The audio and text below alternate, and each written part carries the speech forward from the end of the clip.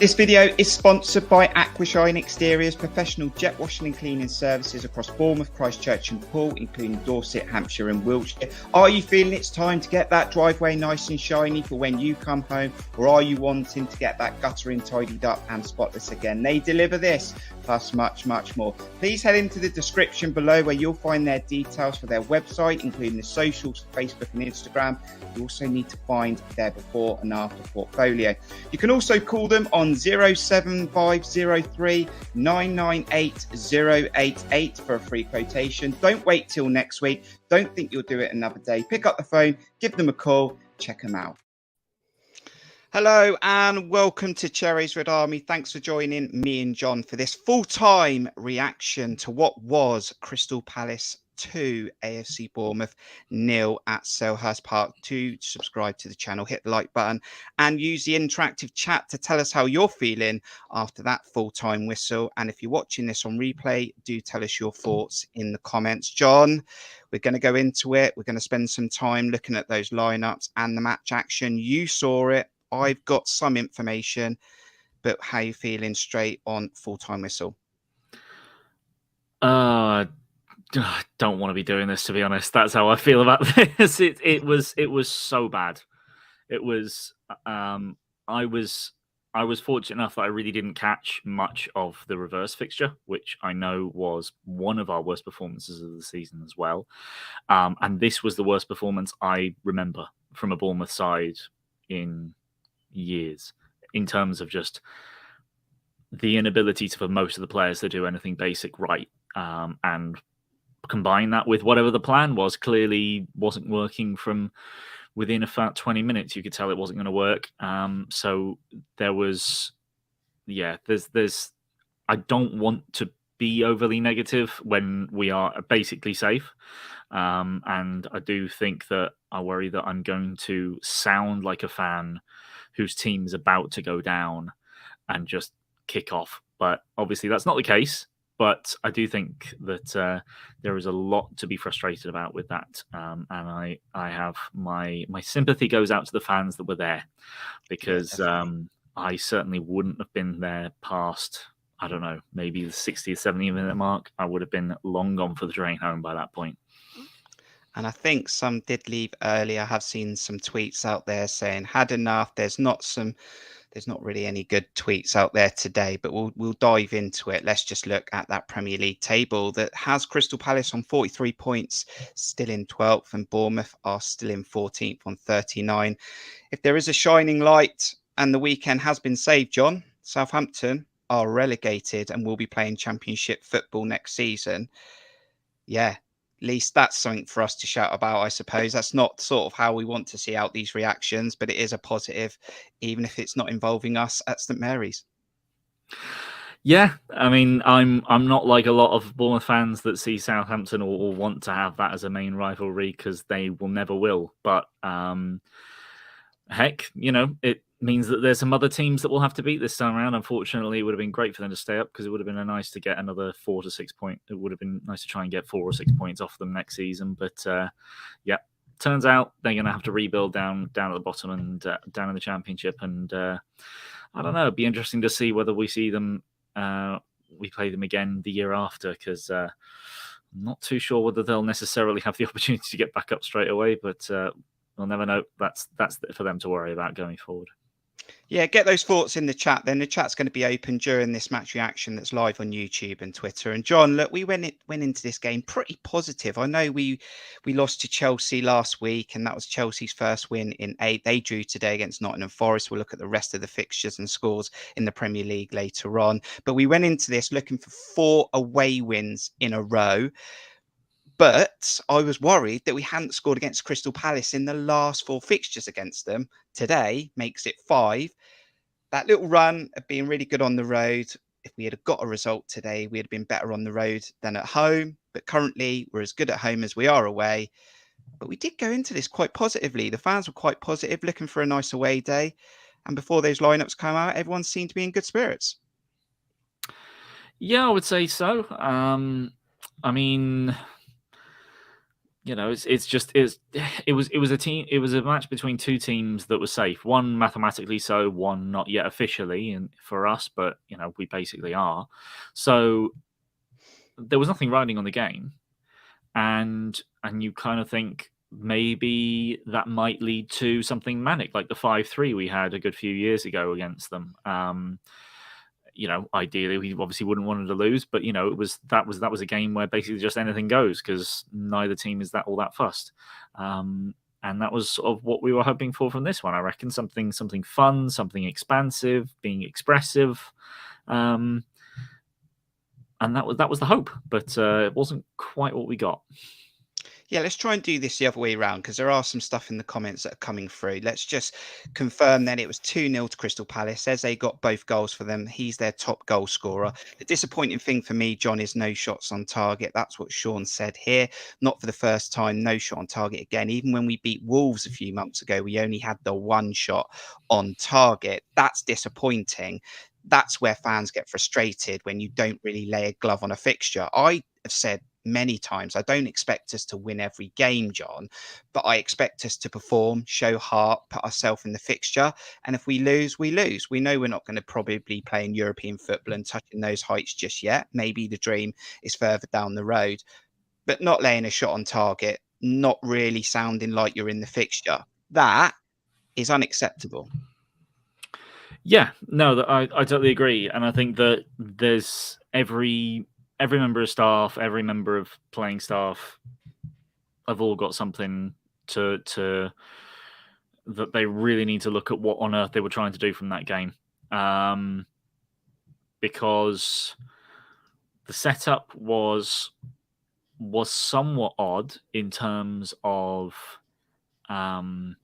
as I'm sure we'll come on to, as I'm sure you'll might as well bring it on now. Let's put the setup was a little odd in terms of you've got Chris Mepham that is playing very definitely at right back, not a right centre back with say Ouattara playing as a wing back, which is what I thought we might be doing, but very definitely a 4-2-3-1 with Mepham at right back, who doesn't really get forward when we're attacking. So he basically did exactly what Adam Smith does, but he's not Adam Smith. And so he's less used to that position. He's less used to how he needs to play the ball from those particular spots. And when he gets forward, he's not as capable. But the thing is that apart from that, and this is where I think a lot of fans will sort of be like, Gary O'Neill, tinkering and whatnot.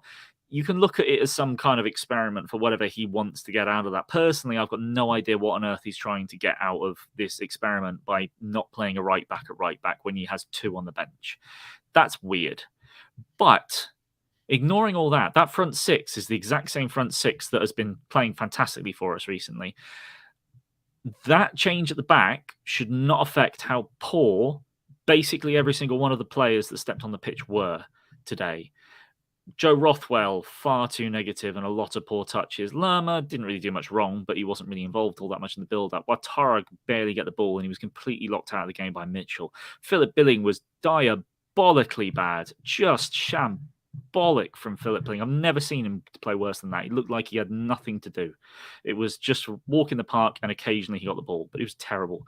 Ryan Christie kept giving the ball away in his own third, let alone what he was trying to do going forward. Dominic Solanke trying to hold on to the ball too much like he does, but he just needs to get his head up and pass it now and again. Matthias Vigna was pretty darn poor getting forward, and defensively he was shockingly bad. Zabani wasn't good enough on the ball. Senesi is miles above him on his ability. Chris Mepham, the less you ask him to do on the ball, the better he is. You got him at right back. Terrible decision. Lloyd Kelly's the only player that comes out with credit in there, and arguably Neto. That's it. The Lloyd Kelly, I thought, had a really good performance. I have dunked on Kelly at times because I think one-on-one he'll either do brilliantly or he'll stand too far away and just allow his opposition to walk past him, which he did a couple of times. But generally, Kelly was pretty darn good. For the vast majority of that game, it was just shocking. And the inability for most of these players to play a 5-yard pass forward, it's beyond belief that these players have gone from the performances they were putting in earlier on in the season. And I mentioned this earlier on. It's like I'm going to sound like a team that we're on the verge of going down. We're not, but I feel so sorry for the fans that went to watch that game because it was unacceptable.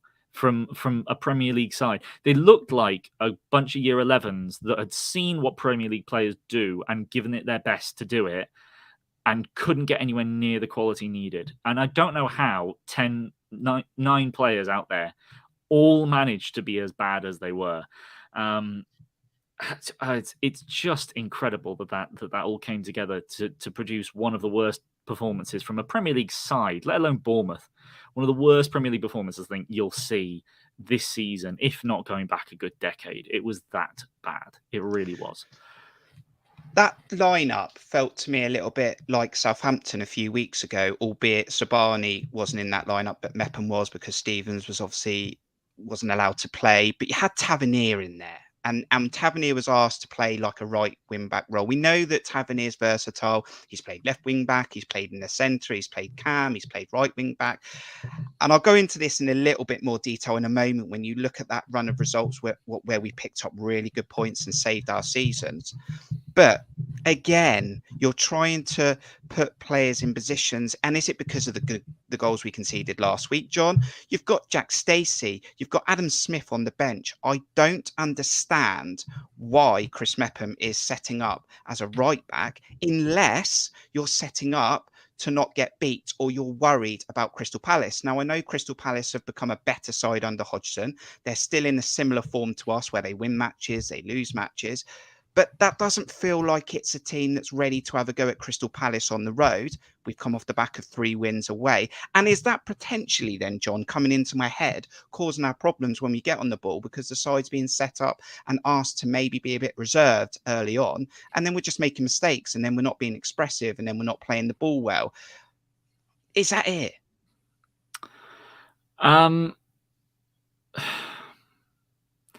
Look, for me, I think that formation, and certainly what you would imagine to be the initial plan, is basically exactly what Bournemouth have been doing for a good chunk of the second half of the season anyway. If you just take Mepham out, if you take Zabani out and put Smith at right back and put Mepham to right centre back, that is arguably our strongest starting 11. I think Senesi should be in there somewhere, but that is arguably our strongest starting 11. There's nothing that I can figure out as to why Mepham was playing right back, because Adam Smith. It's been the plan for Gary O'Neill for basically all of the second half of the season, is that you have a back 4, but only one of the fullbacks gets forward. Now, obviously, for a while, in fact, to be honest, that was the whole season, really. It was Zamora bombing on for the first half of the season. Then in the second half of the season, when Kelly came in at left back, Smith was the only one that got forward and Kelly stayed back. Your back 4 almost always becomes a back 3 anyway. But Kelly's used to playing left back. Kelly, and as much as, to be fair, I think I've had major issues with Kelly playing left back this season anyway in terms of his on-possession stuff. But he knows what he's doing there at least. Mepham has only ever been maybe occasionally forced to play at right back, and it's not in his game. I've mentioned it enough times already. If Mepham is asked to play as a good old-fashioned, make sure it's in row Z as soon as you're in any danger centre-back, he's pretty phenomenal. But as soon as you ask him to do anything on the ball, I worry. And him being asked to play right back is immediately asking him to be far more involved in build-up. And within 20 minutes, he's misplaced 5 forward passes. And it didn't look very good from the start. And but I do think that as much as there were issues with that defensive setup in terms of, I think, going forward less so defensively, but it also was a bit of a struggle watching him going up against Zaha. Not as bad as it was looking at Vigna going up against Elise, which was scaring me to death every time it happened. But it just had nothing going forward, and it had nothing, and it really wasn't as good defensively as if you just put Adam Smith there in the first place. I don't know what, if you're going to experiment, and here's what I would sort of say. If you're going to experiment, which I think is what this clearly was, because you've got 2 right backs on the bench, so it's an experimentation to maybe plan ahead of some description. It's looking at maybe if I have to tweak things in the future, can I do things in a certain way? If you can do that, why not see how Brooks does from the start? Why not see how players that aren't playing get on with starting a match? Why are you changing one of a seemingly unnecessary aspect to a very solid defensive. I say very solid. They've still got one of the worst defenses in the league, but a defensive setup at least knows where it's going. And going forward, we massively struggled as well with the way this was going. Anyway, I'm rambling on. Let's have a look at some of these comments in the chat. So Sean said, I'm not a fan of Solanke, but at least he can hold the ball and make a pass. But this game, I don't think he won a single contest. I saw a few tweets again from people that were at the game that said Dom is overdoing it. And I've mentioned that this season. I love his heart. I love his desire. I love Dom's work rate. But I really think it's taken away from the areas we need him to work in. And again, that's over to the coaching team and for them to work out. We need goal scorers, and Dom Solanke needs to be a goal scorer, but he does do the hard work off the ball. I get that.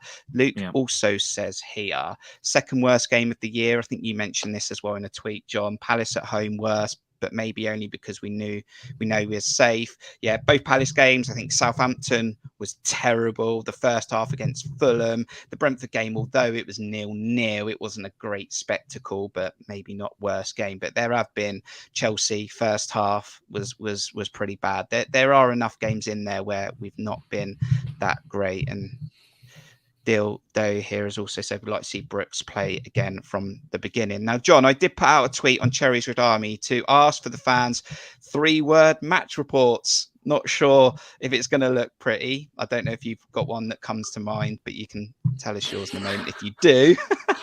I wouldn't. We're a family channel. I don't think I can give you my 3-word match report. Abby Markham has said, travelled for that. On the beach, says Mark Cole. Matt says, glad didn't go. Well done, Matt, as well, for getting some drone images of the new training ground. That's on Twitter. Yes, check out great. Matt's Twitter account for that. Aaron K, waste of time. Commander, abject. And another one followed by relieved when safe. And we might be safe mathematically by the end of this weekend. If Everton lose and Leicester lose, we're done. If one of them lose, we're okay. We're in the Premier League next season. Already on holiday, AFC Bournemouth, Germany. Michael has said already in Vegas. Yeah, they're getting a nice little trip from Bill Foley, potentially. Dull, Lifeless and Muldain from KB AFCB. Charlie, really not surprised. Longy, goodbye, Gary. AFCB, Chris Hubble, not good enough. And Nick says... That's not 3 words, Nick. Yeah, it's not 3 words. But when we play like that, we look the worst team in the Prem. That was almost unwatchable and very fucking... from the last one there. Do you know what, John? Look, I said this a few weeks ago. I'm going to say this now on YouTube, and I was going to say this at the end of the season. Off the channel, behind closed doors with our family, our friends and our football friends, I said to someone, John, I don't want the last 4 games to fizzle out because we're on 39 points and pretty much safe. Now, I've got something to ask you, John. What happens if we lose the last 4 games? Because there was a lot of hype of this really great April that we had, picked up loads of good points. Gary deserved his nomination for Manager of the Month. But I had this massive fear in the back of my head that we would lose the last 4 games. What conversation happens then? Because I am not going to go against the club giving Gary next season. He has got next season. He's got a contract. But you know where I stand, and I don't think I'm going to move. If someone was to say to me, do you think this is the long-term vision? I don't see it, John. I don't see it. I haven't seen it since day dot. I do fear we're going to be looking for a new manager in November, December next year. But if we lose the next 2 games, that's 4 losses in a row. What's the conversation? I don't know, to be honest. It's not something that I even really would have considered, because the objective's already been completed. I mean, I understand that it's sort of, and I get what you're saying in terms of like, just because we're now on 39 points doesn't mean you can just stay on 39 points. You should at least be trying to get a bit. You should be trying to perform. You should be trying to. Well, that's my point, John. Show something to the fans, and it's not quite so black and white in terms of. It's not quite so black and white. It's not a video game. You can't just simulate the last 3 or 4 matches and be like, well, it's all right, I'm safe and we'll move on.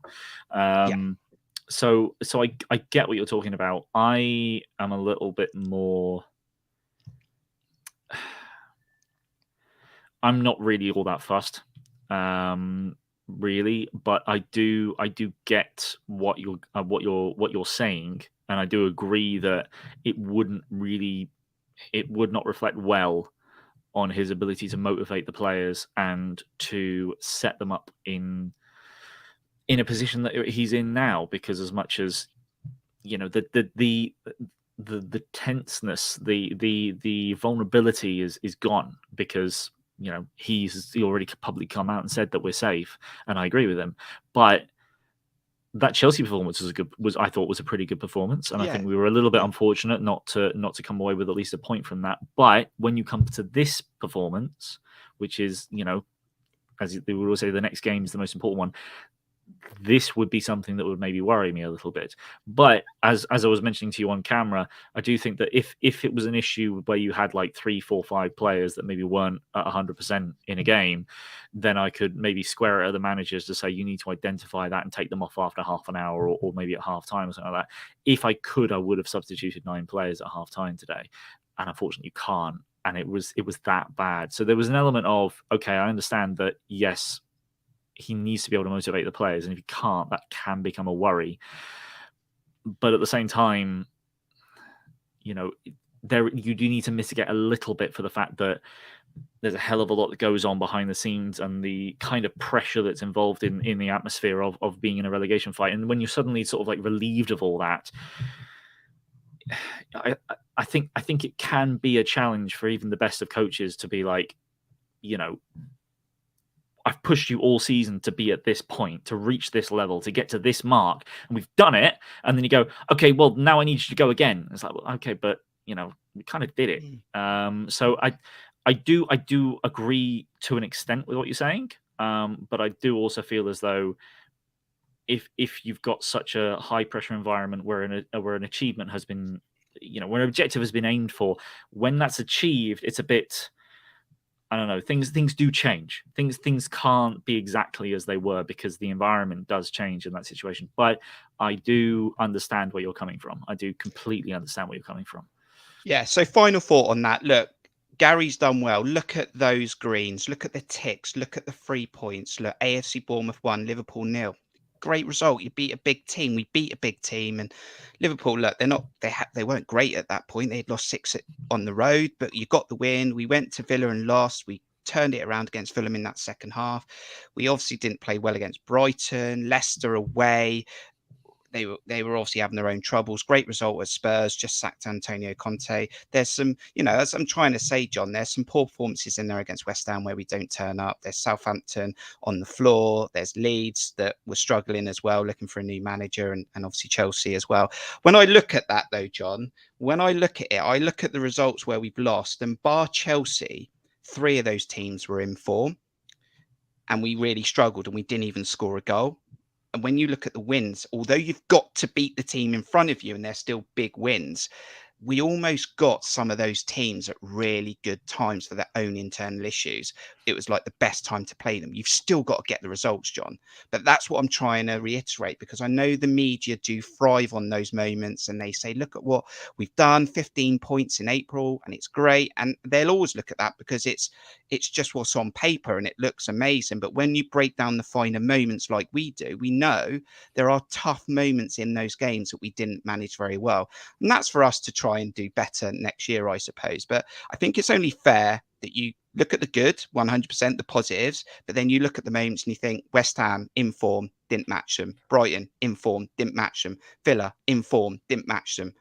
And that's where I suppose I'm coming across here, John. And I'm really worried that the season's going to fizzle out. And I don't want it to just be excuses, John. I don't want us to just turn around and just go, we're on the beach. We've done enough. Like you said, we need to finish the season positively. Points means positions, means cash, in my opinion. I think if you bring up those again, what I would say is that I think it's maybe a little bit easy at times to sort of, if you go through those, I'll grant you, Leeds 4-1, that should have been a win. I don't, 1-0 against Southampton. If anything, that was a little bit, we made that harder than needed to. But then if you go a bit, and then I would say against Leicester, absolutely, we certainly could have done better in that game. But then I would say that again, away at Spurs, first result like that in the history, regardless of what position they're in. That's a hell of a good side, and we were 2-2 right at the end, and we came back to win that one. Fulham, as much as we thought they were on the beach, you look at their results recently, they've been far from poor, and I'd say that we actually did really well to win that game. And Liverpool were on the back of a 7-0 win. I think I can poke holes in a lot of those wins. But at the same time, I'm reluctant to really sort of go too negative on the losses at the same time. I think that I would say that the game today, the game against West Ham and the game against Villa, all terrible performances. But I think if you would look at that as 1, 2, 3, 4, 5, 6, 7, 8, 9, 10, 11, 12. In the last 12, I can say a quarter of those were terrible performances that were on borderline. Today's was. The other two were borderline unacceptable. But 1 in 4, I'm not overly concerned about, because I think we look at rose-tinted glasses with our previous escapades under Eddie Howe in the Premier League, and there were enough shocking performances in those games as well. So I would also probably say that the game against Brighton in the first half, I was really impressed with what we did. I thought we were actually matching them really, really well against Brighton. So yeah, I don't know. I am not of the opinion that getting rid of Gary O'Neill because we can get someone better is an automatic. It should then be an automatic change, and you should be looking and expanding your horizons and saying, we need someone with experience to take this squad on, or whatever reasoning that you want. When you're a team that is barely surviving every year, and let's not kid ourselves. Our record points title in the Premier League, and even under Eddie Howe, as much as we all love him, was 46 points. Mm-hmm. Like, that's not special. That's not really all that good. We were incredibly lucky to finish 9th that season. We're a team that will pretty much forever be just about in a relegation battle and scraping to survive, unless things change remarkably. In terms of backroom star, in terms of the money spent rather by the higher ups, in terms of the size of the stadium, in terms of and we are obviously building a base, a new training ground behind us. You cannot get a surefire thing in the position that we are in. And if Gary O'Neill is clearly got the support of the players and they work for him without a doubt, and as much as I think that he needs more staff with him, I really do strongly believe the idea that he doesn't have an assistant manager or someone with some genuine long-term experience as a coach is shocking from the higher-ups to not get him someone else in. I think that's very poor. But, like, how many managers are there that you go out and say, yeah, he was pretty good as a Premier League manager. He could do a job. And then he comes in and it's awful. How many changes have Fulham made in the past? Have Leeds made recently? Have Leicester just made? I think that when you've got a decent thing going here, bearing in mind Gary O'Neill is 1 year, not even a year into his first managerial role, I think Bournemouth fans really do treat Gary O'Neill. And I understand there's very understandable thing about this, because we see them every week. We see Bournemouth every week, and we see a lot of poor from Bournemouth, but we see a lot of good as well. And I think that it is overestimated by a lot of Bournemouth fans. It was underestimated by a lot of Bournemouth fans, the performance Gary O'Neill has put in this year, but it's also overestimated by a lot of people outside of Bournemouth how good he has done. Things are very often somewhere in the middle. I just think that a lot of fans are going, we need to change it, because just look at the performance like today. I would say that, yeah, but I mean, how many other managers are going to give you performances like that more often than not as well? It's very tough to find a surefire thing in the position that we're in. And I just think that we will have to put up with the very bad like this at times to get the fantastic that we've had. That's not to say I don't think Gary O'Neill could crash and burn next year, because he very definitely could. I hope he doesn't. But I don't know. I want to be a lot more nuanced in a lot of these things. And talking about the future is great, because it's taking my eye off what was just happened, because I really don't want to think about what just happened. Just to say, apologies that there has been zero talk about Crystal Palace in this review so far, because I don't think they had to get out of second gear, but they had 2 very good goals and fully deserved the win. And we have a a friend of mine from the Beat the Drop show, Rich from the Eagle Eye Football channel, has given us a minute and a half review of his own to give a Crystal Palace viewpoint of things.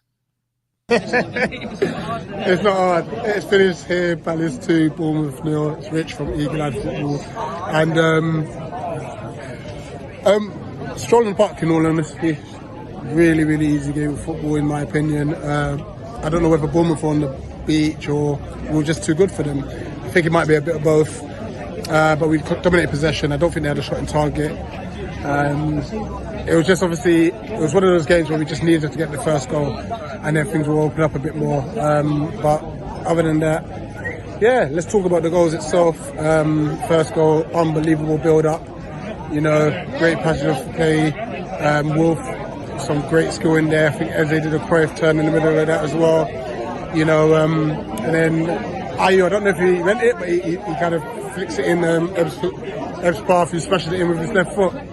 You know, and then the floodgates kind of just opened after that, really, where it was like chance after chance, half chance after half chance, and I'm sure we could have got a few more goals, but the second goal came in the second half. At least they spraying the ball out to Ebbs, who's unbelievable pass, by the way, and then he's just running, he's cut across the 18-yard box and smashed it home. So yeah, unbelievable performance, unbelievable result. 11 points for Chelsea now as well, so the dream to finish above them is still alive. Yeah, appreciate you, John, Kirk, from for your time, obviously coming on our channel, you know, and yeah, wish you all the best for the rest of the season. I think it's safe anyway. So yeah, all I got to say now is at the Palace.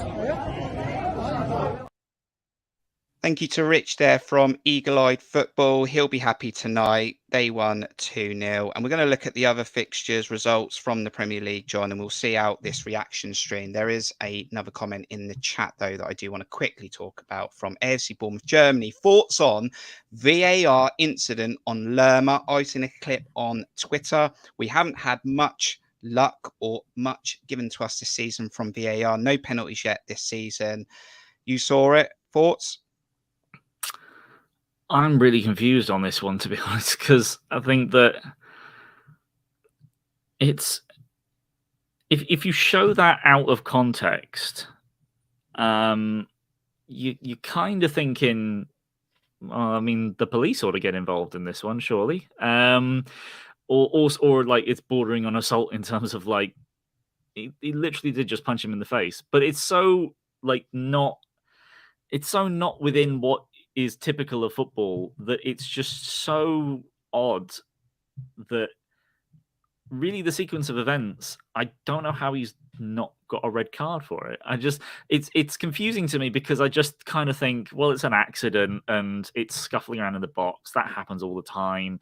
Kelly was practically ripping the shirt off. I think it was Ayew in the second half at one corner, and I was like, God, he got lucky with that one that he didn't get a penalty for that. But really, it is just closed fist towards nose.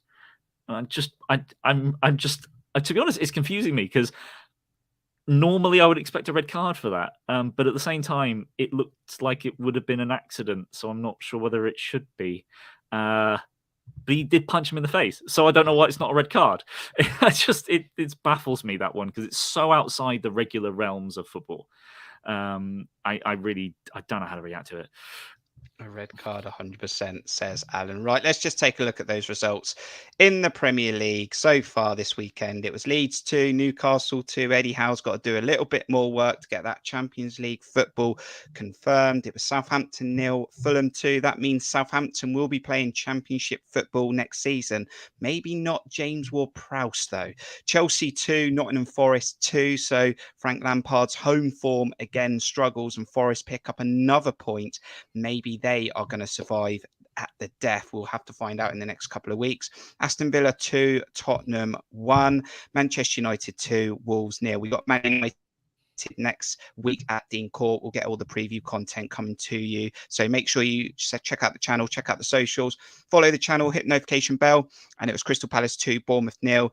You've still got Everton, Manchester City tomorrow at 2:00, Brentford, West Ham, and then Arsenal, Brighton, and Leicester, Liverpool. And as we said, if Everton lose, Leicester lose, we're mathematically safe. So only one of them need to lose, John. Your final thoughts on the rest of the Premier League this weekend on a Saturday? Yeah, not too much outside of what you would expect, really, for the rest. Leeds, credit to them getting a 2-2 draw, but they also missed a penalty. So they'll be kicking themselves they didn't win that one. I predicted a draw for Chelsea Forest, so that one's what I thought. Man United clean sheet against Wolves, saw that coming. But Man United's away record is very poor, apparently. So it'll be interesting to see what happens with that one. And maybe, given that it'll be against a big team, the players will decide to turn up next time and not tense up like they did in this game. Yeah, 2 more games to go then, John. We've got Man United at home and Everton away. I really don't want to see this season fizzle out, as I've said for a few weeks. I really want to see some positive performances. Can we get to that 40-point marker? We know that we can potentially match that record that Eddie Howe set in 2016, potentially 17 season. I think it was the second season that we finished 9th. I just don't want to see this fizzle out. I know we've talked about it in this reaction, but a couple of games left. We just want to go into the summer and enjoy ourselves a bit on the last couple of games. Yeah, absolutely. Just hoping that things turn around and there's at least a performance. I'm not expecting even a result necessarily against United. I just would like to see the players bounce back and actually perform against United at home next week. And hey, it's the final game of the season. Will hopefully be confirmed safe, and there'll be a party atmosphere over the final 2 games. I won't be at United, but at home to United, but I will be at Everton on the last game of the season. So hopefully we do get at least a point somewhere on the line. The season doesn't completely fizzle out, as you mentioned.